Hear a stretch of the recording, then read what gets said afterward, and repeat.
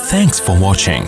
Don't forget to like, comment, share and subscribe to Mufti Tariq Masood, famous scholar.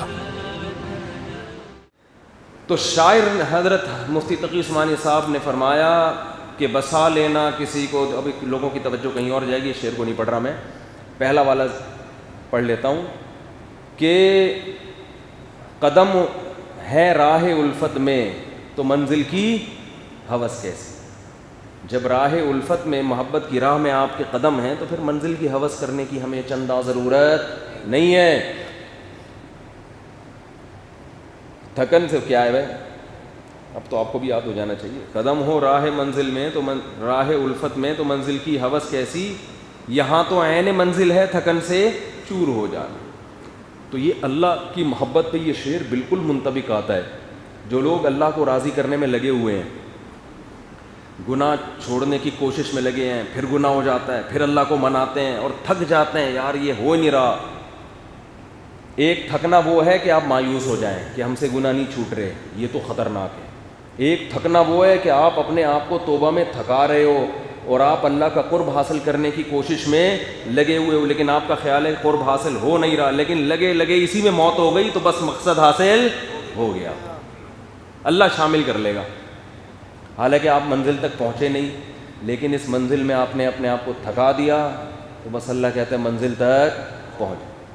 اس کی ایک مثال دیتا ہوں. ہمارے ایک دوست نے عزم کیا کہ میں 40 دن تکبیر اولیٰ سے نماز نہیں چھوڑوں گا، پابندی کروں گا، کچھ بھی ہو جائے، زمین آسمان ادھر سے ادھر ہو جائے، 40 دن تو پابندی سے پڑھنی ہے تاکہ عادت پڑے تکبیر اولیٰ کی.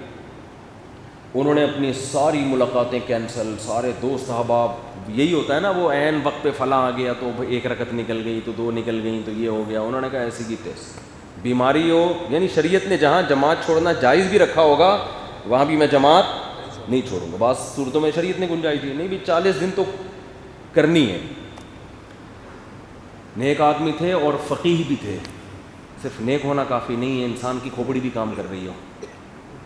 کہتے ہیں میں نے پورے 40 دن تکبیر اولیٰ کی پابندی کی، ہوتے ہوتے 25-26ویں دن کے بعد جا کے پتہ نہیں کوئی ایسا عذر ہوا کہ بیت الخلاء آ گیا یا کیا ہو گیا، کہہ رہے پھر رڑتے 2-4 دفعہ نکل گئی، وہ ریکارڈ بنا نہیں سکے. اب ان کے الفاظ دیکھیں، کہتے ہیں یار پوری کوشش کے باوجود تکبیر اولیٰ کا ریکارڈ نہیں بنا سکا میں، یہ زیادہ اچھا ہو گیا بنسبت اس کے کہ میں 40 دن بولو پڑھ لیتا.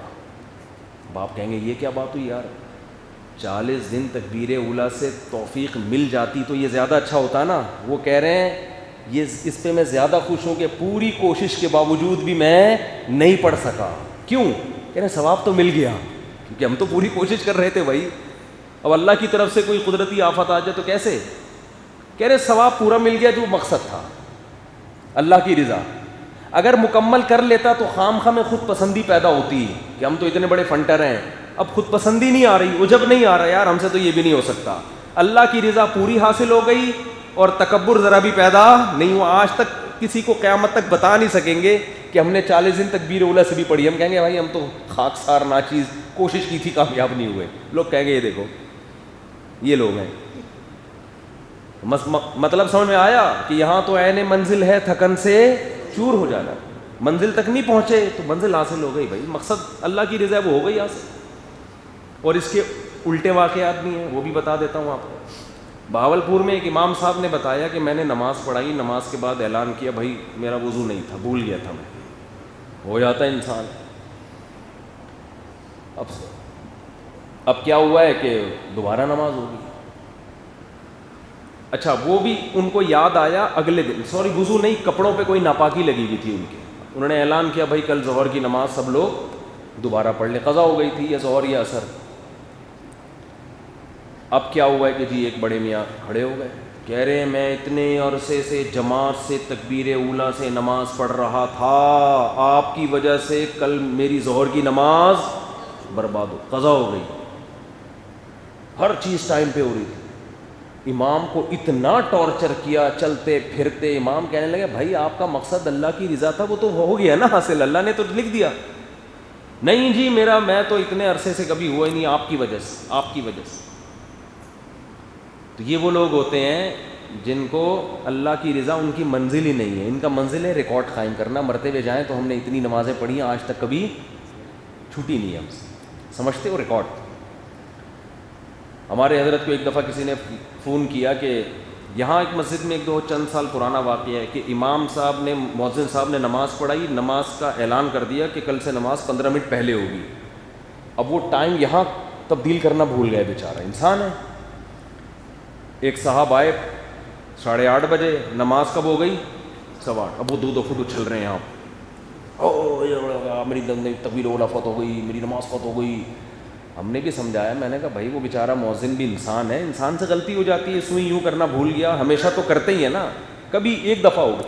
نہیں میری تکبیر اولا چھوڑ گئی، میری جماعت نکل گئی یار.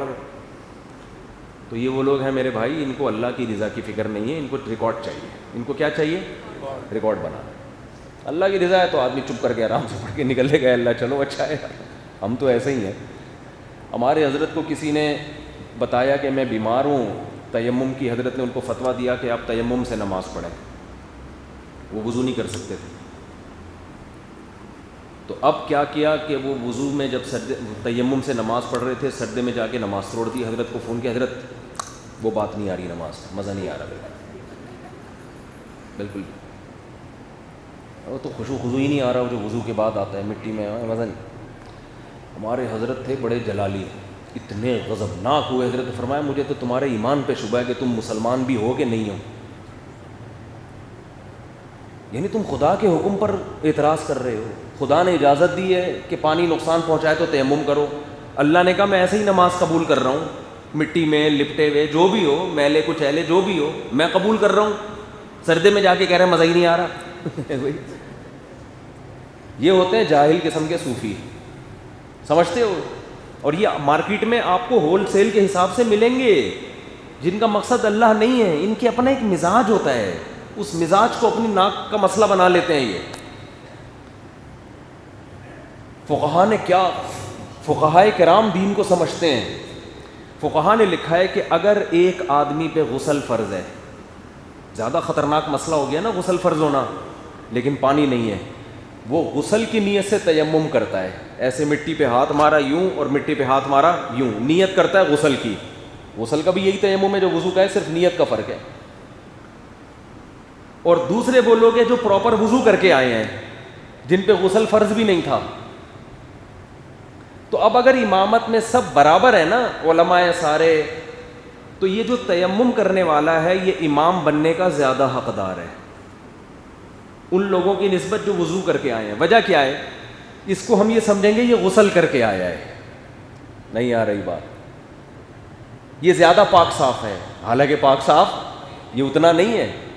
لیکن جب شریعت نے کہہ دیا، قرآن نے کہہ دیا پانی نہ ملے تو تیمم کرو، اس کا مطلب قرآن یہ کہہ رہا ہے کہ تیمم والے کو میں ایسے ہی سمجھوں گا جیسے وضو کیا ہے، اور غسل کی نیت سے تیمم والے کو میں ایسے ہی سمجھوں گا جیسے نہا کے آیا ہے. تو جب اللہ کہہ رہے ہیں نہا کے آیا ہے تو ہم اس کو نہانے والا ہی سمجھیں گے. یہ غسل کر کے آئے، زیادہ پاک ہے، یہ کھڑے ہو کر نماز پڑھائے گا.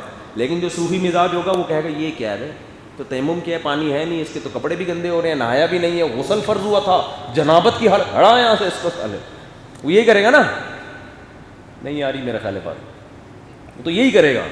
لیکن فقہا دین کو سمجھتے ہیں بھائی جب اللہ نے کہہ دیا کہ پانی نہیں ہے یا مجبوری ہے تو جو پھر غسل کی نیت سے تیمم کر لو، تو اس کو مطلب یہی ہے نا کہ جب کرے گا تو اللہ اس کو یہ سمجھیں گے غسل کیا ہوا اس نے. تو جب اللہ کہہ رہے ہیں غسل کیا ہوا ہے تو ہم تھوڑی زیادہ فنٹر بنیں گے، ہم مانیں گے بھائی غسل کیا ہوا ہے اس نے. سمجھتے نہیں ہو میرا خیال ہے بات. تو شریعت کے جو لا ہے نا، لا اس کو فالو کرنا ہے. جو بنا دیا اللہ نے قانون، اس میں آپ اپنی طرف سے دخل اندازی نہیں کر سکتے. اس کی مثال دیکھو، ظہر کی 4 رکعتیں ہیں، 5 بھی پڑھ سکتے ہو. اب آپ کو یار 1 رکعت آج میں اضافی گریوی، یار گریوی بھی تو کوئی چیز ہوتی ہے. 4 تو پڑھتے ہی آ رہے ہیں ساری ہمیشہ سے، ایک اور ہماری طرف سے، ایک اللہ کے لیے. تو اللہ میاں کیا کہیں گے، سلام پھیرنے کے بعد 2 رکعتیں اور پڑھ لے سنت کی نیت سے. اس کی میں مزید ایڈ کرنے کی آپ کو اجازت نہیں ہے. سمجھتے ہو بات؟